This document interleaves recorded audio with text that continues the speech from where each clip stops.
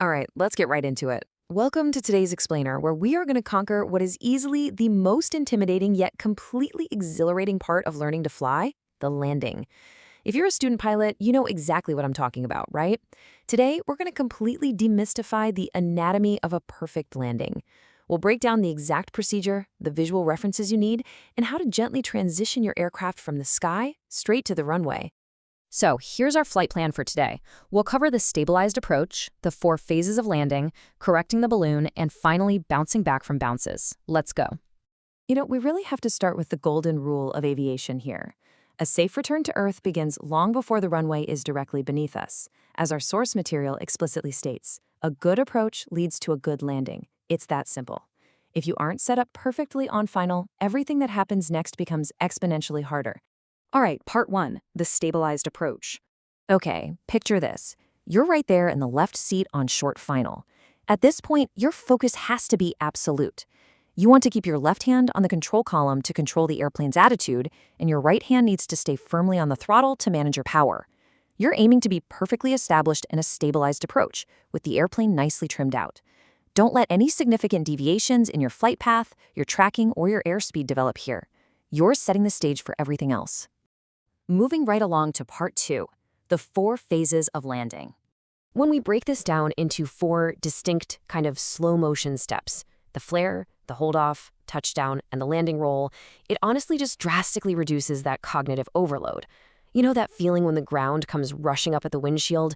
It's not one big panic-inducing event anymore. It's just 4 manageable sequential phases.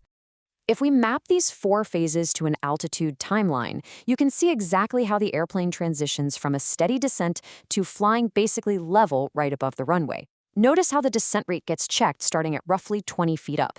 That's where the magic starts to happen. So let's break down each of these steps individually. So phase 1, the flare, sometimes called the round out. Right as you hit about 15 feet off the ground, a massive mental shift has to happen. You have to forget your aim point. I know, it sounds crazy, but it's served its purpose and you're going to fly well past it anyway. Instead, look well ahead, down to the far end of the runway. You're going to slowly retard the throttle to reduce power and gradually raise the nose to cut your sink rate.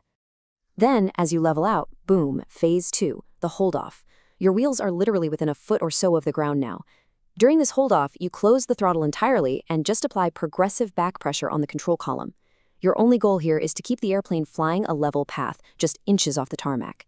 As the plane slows down, it loses lift, right? So you have to keep adding more and more back pressure to hold it off the ground.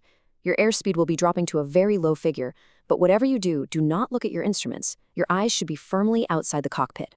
Look at the real-world visual contrast here. It's pretty wild. On the left, you see the initial flare attitude. The nose is just slightly up to stop the descent.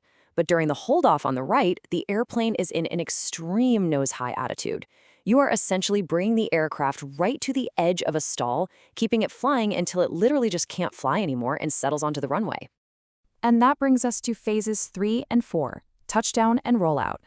If you nailed that hold-off, touchdown happens with the main wheels making first contact with the ground.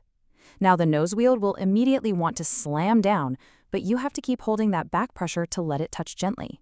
And hey, remember, during the rollout, you are still flying the plane. Keep it straight down the center line using your rudder, and keep the wings level with your ailerons until you hit taxi speed. And don't even think about applying those brakes until that nose wheel is safely down. Okay, part 3, correcting the balloon. So first things first, what exactly is a balloon? Well, it's when the airplane literally moves away from the ground and climbs back up into the air right before touchdown. It's an unwanted climb that totally wrecks your careful descent profile. So what causes it? Honestly, any number of rapid-fire things can trigger a balloon. Maybe you pulled back on the yoke too much or too rapidly and over-rotated. Or maybe you left too much power in, came in with way too much airspeed, or just caught an unexpected wind gust. Regardless of the cause, you suddenly find yourself climbing when you should be landing. Now, if it's just a small balloon, you can absolutely fix it mechanically. Just relax a little bit of that back pressure on the control column to let the airplane start settling back down. If you feel the sink rate developing a bit too fast as you drop, just add a tiny bump of power to cushion it. Then, as you approach that hold-off height again, continue the backward movement of the control column and just flare normally. But listen, we really have to draw a hard line here between a small balloon and a large balloon. An experienced pilot might be able to use power to reposition from a massive balloon, sure. But for an inexperienced or student pilot, a large balloon just eats up way too much runway. If you balloon high, the absolute safest, 100% correct solution is to execute an immediate go-around. Never, ever try to force it down. Finally, Section 4, bouncing back from bounces. Now, a bounce is fundamentally different from a balloon. Unlike a balloon, which happens in the air, a bounce happens after the rubber actually meets the runway. The airplane touches down, but because of over-control or poor positioning, it gets forced right back up into the air. Why does this happen? Usually it boils down to failing to flare quickly enough, flaring way too late, or just touching down with way too much speed. But here's a classic trap for student pilots, looking straight down over the nose instead of far down the runway. When you do that, you lose all your depth perception. You fail to achieve that nice nose-high hold-off attitude, and you end up touching down on that delicate nose wheel first. The impact just springs the whole airplane right back up. So how do we recover? Well, recovering from a bounce is kind of like recovering from a balloon. If you have the hours and the finesse, you can relax back pressure, add power, and land again, assuming you have enough runway left, of course. But if you bounce, especially as a student pilot, executing an immediate go-around is always your absolute safest bet. But I have to highlight a massive, absolutely crucial caution right here. If you bounce up into the air, completely avoid the temptation to push the control column forward to force the plane back down. If you push the nose down, you're going to hit the nose wheel again, bounce even higher, and suffer what our source material perfectly describes as a humiliating and dangerous series of kangaroo hops right down the runway. Always, always keep that nose in a high attitude. As we wrap up this explainer, I want you to really reflect on everything we just talked about, because so much of it hinges on one single, absolutely critical sensory takeaway.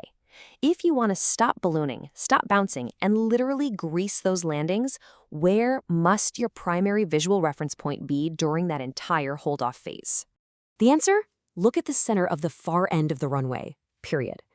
By keeping your eyes locked on the horizon at the far end of the runway, you stop the ground blur, you achieve the best possible depth perception, and you gain an innate feel for exactly where those main wheels are. So the next time you cross that threshold, are you ready to trust your eyes, hold off that descent, and execute a perfect landing? Keep practicing, fly safe, and I will see you in the next explainer.